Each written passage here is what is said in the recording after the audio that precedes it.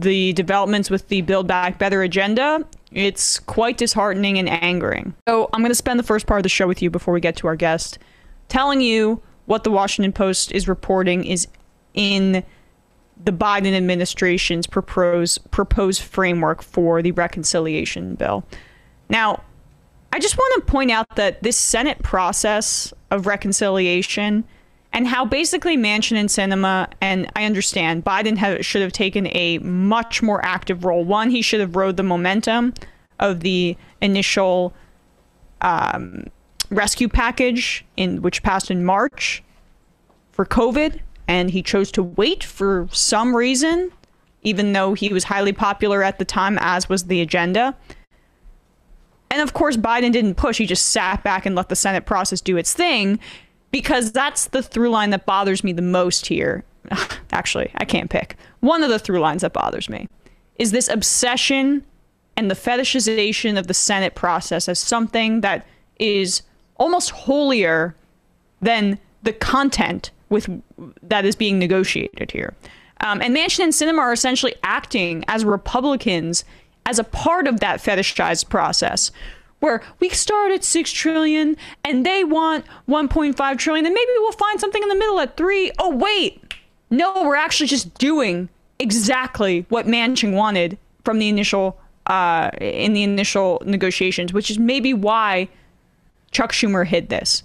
But here's the final framework as said by the Biden administration. Now, as we're going on air, I'm furiously looking up some of these updated details, because there seems to be a growing opposition in the Progressive Caucus, as led by Representative Jayapal, Ocasio-Cortez speaking out against this, Rashida Tlaib, of course, Ro Khanna has been vocal, a variety of other strong progressives who I think they're still trying to figure out how to respond to this, but they could sink this, which at this point, given how little is in this bill, I think it's an excellent opportunity to flex your muscle, because there's one structural thing in this at this point, and that's universal pre-K.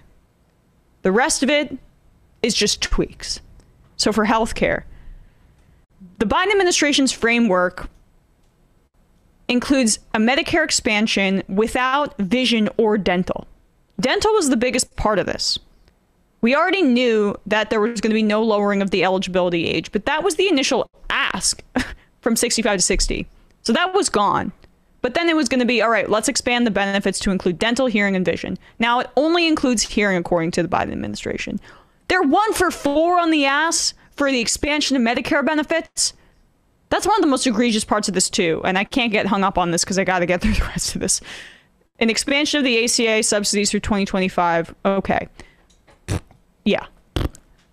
Should we do a fart noise after everyone? $150, $50 billion in home care for seniors. Okay.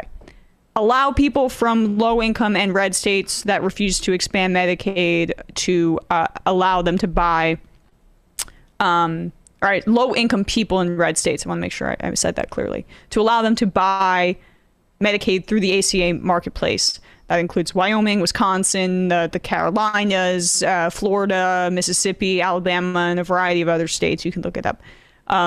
0 prescription drug price reform. 0. Because of Sinema. But really, I guess she is the public-facing person on this. Biden could have pushed this.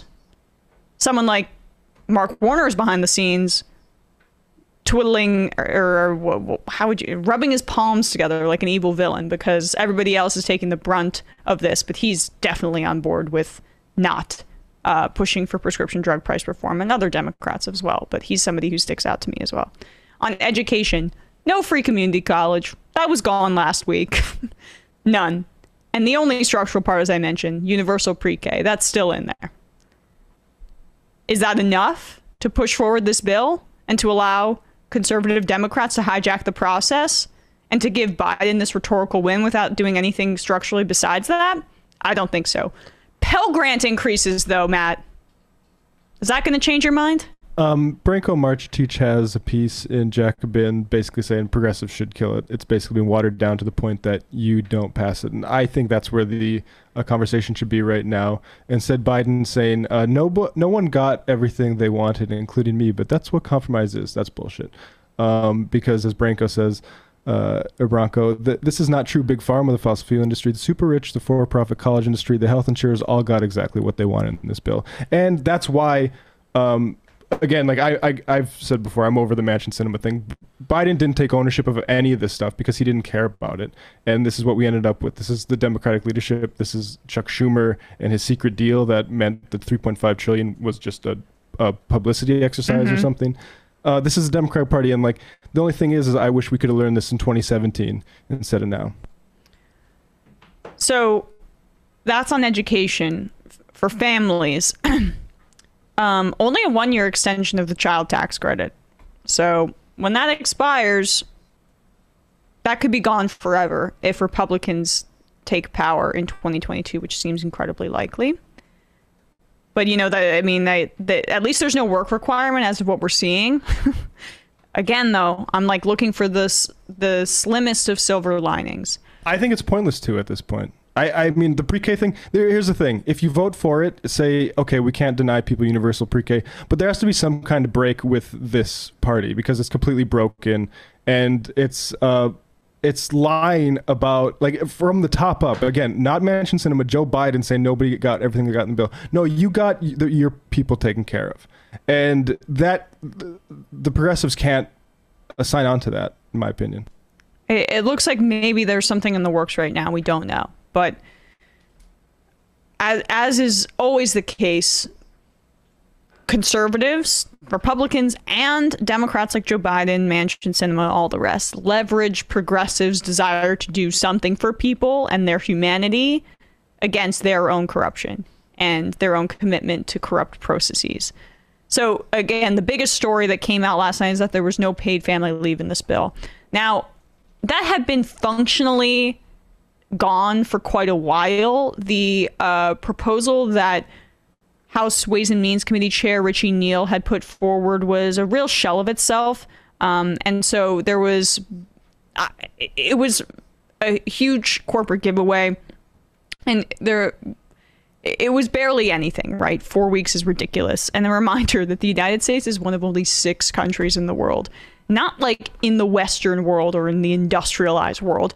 No, one of 6 countries in the entire world not to guarantee any form of paid family or medical leave. In Europe, it's pretty much every country is a minimum of 24 weeks. And we couldn't even get 4. We couldn't even get 4 in the form of essentially subsidies to large corporations to incentivize them to do it. So we're talking about declining empire shit. Okay, let's keep going. Let's talk about declining world shit on climate spending. 555 billion in this bill, according to the Biden administration. Over 10 years. Yeah, over 10 years. Which we spent $8 trillion on the Pentagon. And it's essentially a wash when you pair it with the climate negative bipartisan bill, which includes a promulgation of hydrogen energy, and especially blue hydrogen. When you look that up, that is mostly derived from fracking. So the bipartisan bill on the whole being a climate net negative, and the reconciliation bill being a slight climate positive because, tax breaks for consumers to buy solar panels. Outside of mysolarnerd.com, we love you. And I mean, incentives to improve energy efficiency. I mean, like that's how we're tackling this existential crisis that we're all facing, and that we're seeing the repercussions of in real time right now. We'll get another shot at it. Sure. Oh yeah, sure, yeah.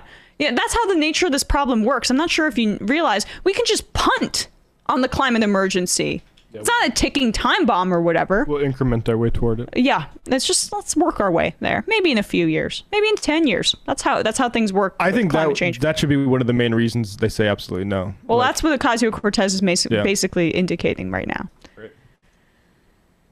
So on taxes, no billionaires tax. We reported that Manchin was very against that because, West Virginians. He was the one Democratic senator who could find it divisive, or at least publicly enough to say so. Yeah. 15% corporate minimum tax does survive, which again dovetails with the framework as implemented by Janet Yellen and the Biden administration and the agreement that they made globally. It's not much because it's just kind of a way to fortify it. But I mean, would raise some money. Stock buyback tax survives. IRS enforcement survives for the moment, according to the Washington Post, which I was surprised by.